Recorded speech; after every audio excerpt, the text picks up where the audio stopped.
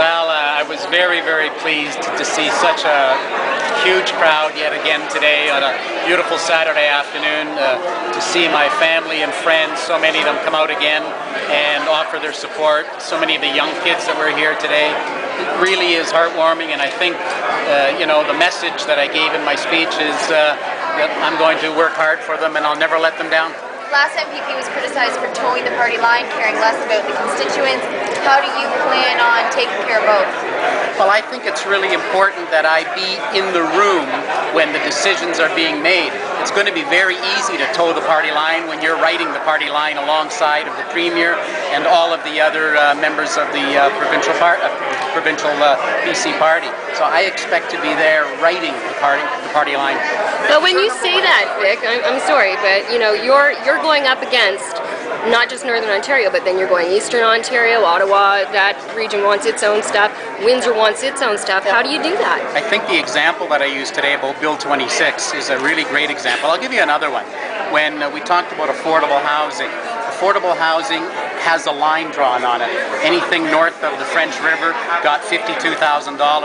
Anything south of the French River got $70,000. They came up with a reason that said, well, Northern Ontario is shrinking, the population is shrinking, they don't really need social housing, what they need are repairs only.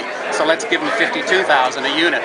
I would have been in that room saying, well, hang on a second, you just truly don't understand Northern Ontario. Let me give you an example. Our population grew in the last census. I would be at the table being able to give these examples, and I think we would have been able to turn the tide around on the affordable housing. As it turned out here in Nipissing, I was able, with a great council, to put that $18,000 top-up in.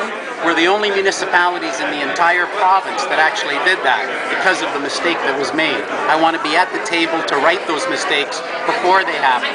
Vic, have you identified a number one issue for Nipissing?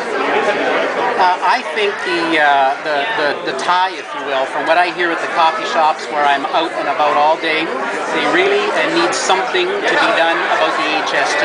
Whether it's reducing it, whether it's removing it, something has to be done about reducing the effect of HST on families. And the other I hear about is our energy bills. The Green Energy Act is an act where we end up paying 80 cents a kilowatt hour and selling it for 5 cents. The old joke is, of course, we're losing money on every job but making up for it in volume. One of these days that price is going to catch up to us. So those are the two issues that I hear a lot.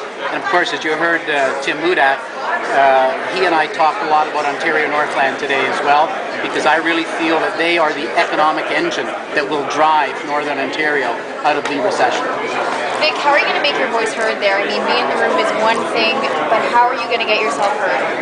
Well, I think that by consensus, the same way that I served as mayor with the council, so many of the votes that we had were unanimous in the city of North Bay's Monday night votes. I think that you talk, I'm a good salesperson, and I expect to be a hell of a great salesperson when I get to Toronto.